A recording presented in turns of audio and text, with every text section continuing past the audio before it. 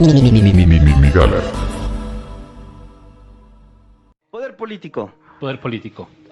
Ustedes estaban haciendo una distinción muy interesante hace rato entre la política y la grilla.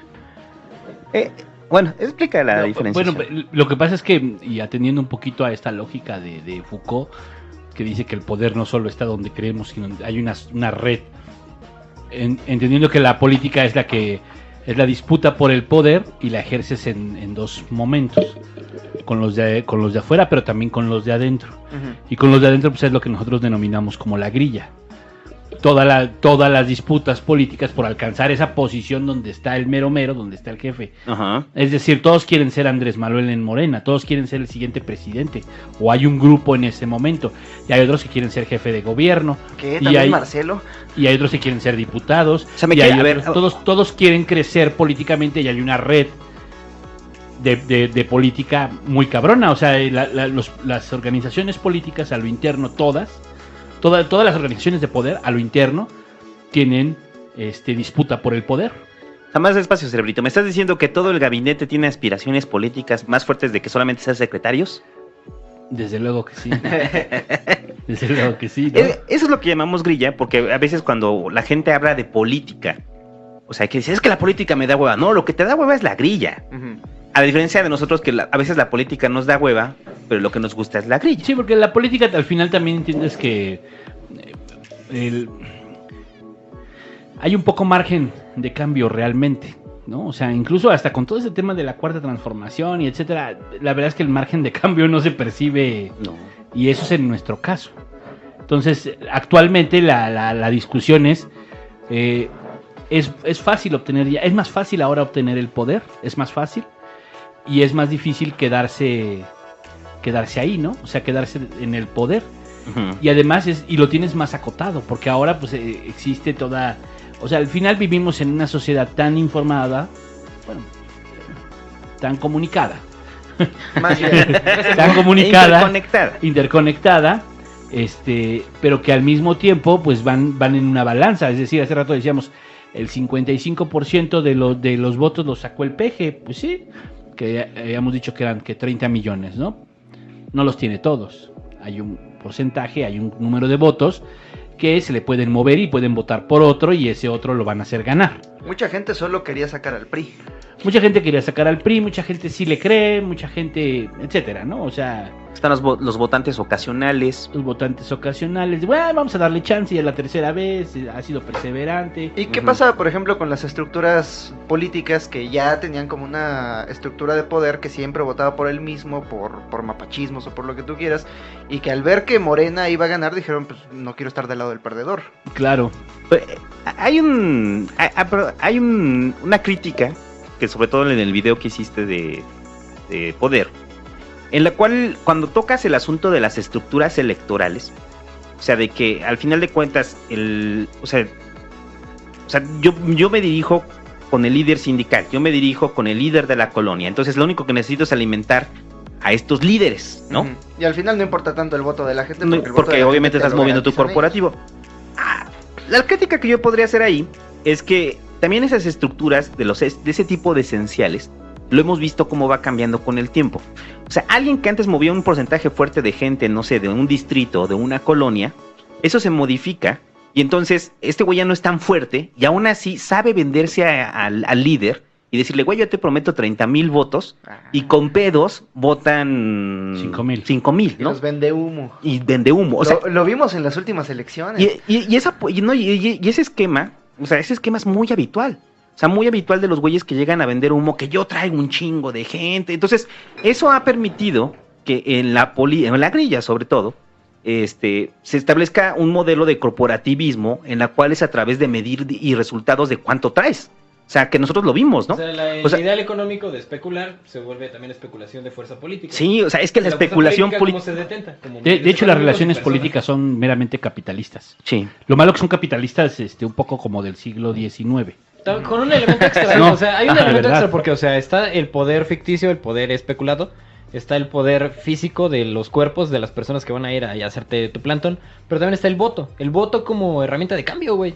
Entonces el voto cuantificable se vuelve una moneda de intercambio. Pero es que no son votos, o sea, lo vendes como votos, pero al final son personas, ¿no? Ajá. O sea, el ejemplo de que al final es la gente. O sea, estás vendiendo gente, Ujú. es real. Y el asunto de la especulación en asuntos políticos es clasiquísimo. Entonces, eso llevó a crear herramientas de medición. Entonces, ¿cómo voy a saber que tú, José Luis, me dijiste 20,000 van a votar por mí? Que tú me prometiste 20,000, cabrón. Ajá. Entonces, yo como candidato, ¿cómo voy a saber que realmente hubo 20,000 personas que votaron por mí y que tú los trajiste? Se implementan estrategias, entre ellos los que ya hemos visto, lo de la foto en la foto en la casilla, en la cual van y corroboran que votaron en la casilla, ¿no? Ajá. O Y sea, eso tú se presenta como mapache, una como evidencia de que sí votaron. La otra es, en este distrito, yo sé que saco siempre el 3%. Entonces tú me estás diciendo que vas a meter 5,000 votos. ¿Eso cuánto es en porcentaje? No, pues el 20%. Entonces yo en ese distrito tengo que sacar cerca de 23%. Entonces, si no saqué el 23%, quiere decir que tú no traes nada. Y te quitan el recurso. Bueno, aunque también tiene que ver con que en principio el candidato es el líder más importante, o el candidato de lo que sea. O sea, ¿y por qué lo digo? Porque al final él es el que tiene el mayor liderazgo, él es el que va a obtenerlo, porque las elecciones no se ganan con votos corporativos.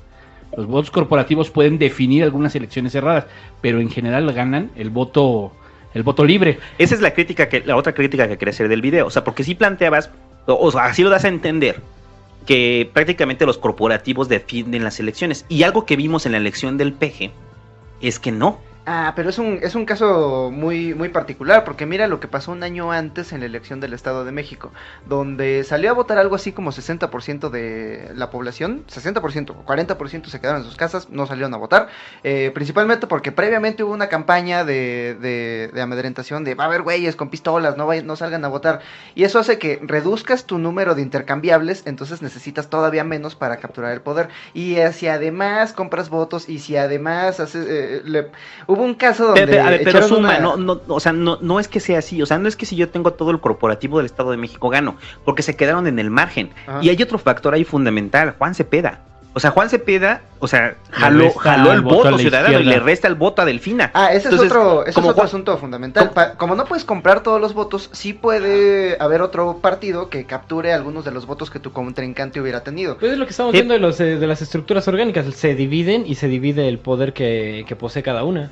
Pero por eso la crítica es eso, o sea, de que pareciera que sí planteas eso, o sea, de que con el corporativo puedes tener todo y no. No, O sea, no, el son- corporativo suma. Pero son Pero no herramien- define, ¿no? Pero son herramientas que suman al poder y le restan voz a la gente. Sí, no, y además con elecciones menor participativas tiene más probabilidades Sí, el corporativo, eso también es un hecho. Pero aquí el tema es la función del poder, es decir, ¿por qué, por ejemplo, el caso de Morena gana en muchos lugares donde pues el candidato, la neta, es que no pintaba ni de chiste? Hubo lugares donde les tuvieron que rogar para que fueran candidatos de Morena y ahora son diputados. El ejemplo que daba hace rato de que ahora te conviertes en diputado, ¿no? Y entonces en esos lugares el que gana es el liderazgo, el más fuerte, pues es el del candidato a la presidencia. Ahí sí tiene que ver mucho que Andrés Manuel les decía, en todas las boletas, para más simple, en todas las boletas Morena. Pero son las formas de coerción, o sea, o las formas de mover voluntades. Sí. Es el asunto del poder, ¿no? ¿Cómo muevo voluntades? Tengo una forma que es convenciéndolos con una idea, esa es la forma con la que gana Andrés Manuel. Ya.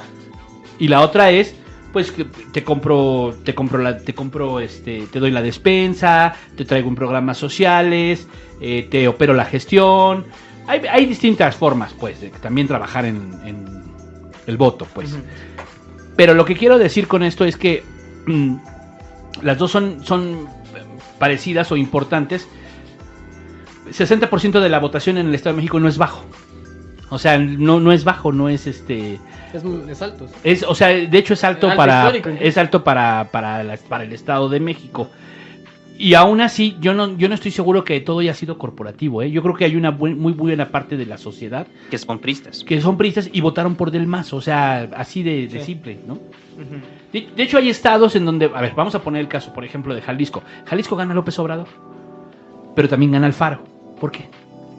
Porque los dos son liderazgos muy fuertes y en principio pues no se contraponen, o sea, y ahí gana ¿qué? El voto ciudadano, ¿no? Sí.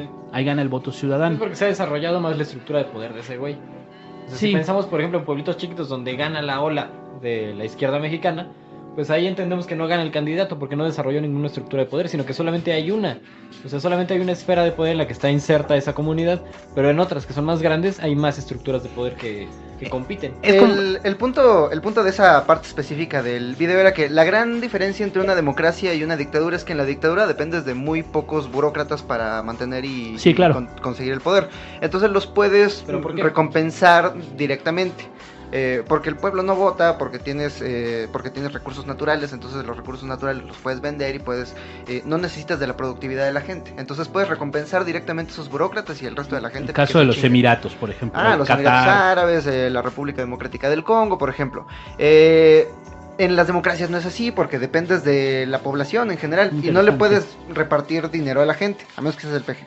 Pero Todos reparten dinero. pero como no puedes dar recompensas directas a todos y cada uno de los individuos que necesitas para mantener el poder, tu mejor apuesta es prometer una política pública que con los mismos recursos beneficia a más gente. Sí. Ujú. Es una batalla ya no de intereses económicos, sino de ideas, en el mejor de los casos, pero si la gente deja de votar, y si además hay recursos naturales, y si además la gente deja que su voto sea capturado por las estructuras corporativas, eso llevado a sus últimas consecuencias es una dictadura. Y es que Sí. hay dictaduras dentro de la democracia. O sea, a ver, la dictadura dentro de la democracia es cuando controlas este grupo de poder, cuando tienes condicionada a la gente, cuando baja la participación, y es como Putin. O sea, Putin es un dictador que vive dentro de una democracia. Técnicamente es una Es la democracia. hegemonía O sea, de Gramsci. sí. Con Putin la ves perfectamente. Sí, o O sea, sea, a través de Gramsci podrías explicar perfectamente qué es lo que es Putin. O sea, no tiene opositores, ¿no? Ujú.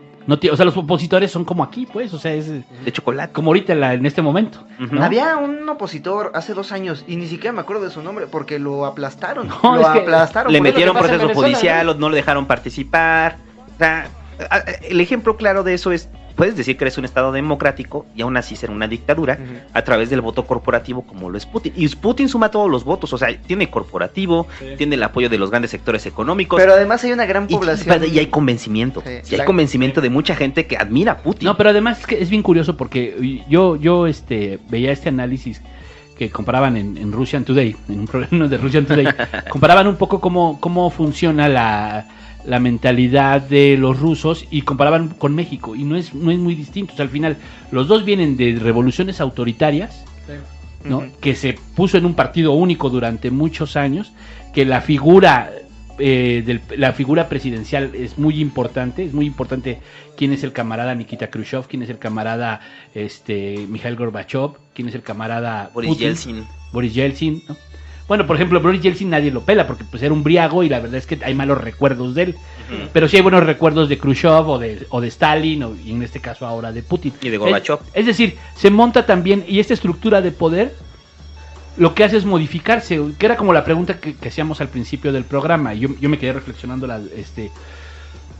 puede cambiar, o sea, este sistema de poder puede caer.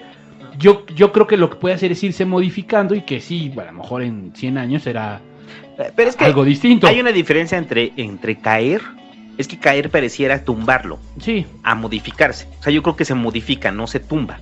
O sea, porque esta estructura de poder que tenemos hoy, tumbarla, pues es prácticamente romper el orden mundial.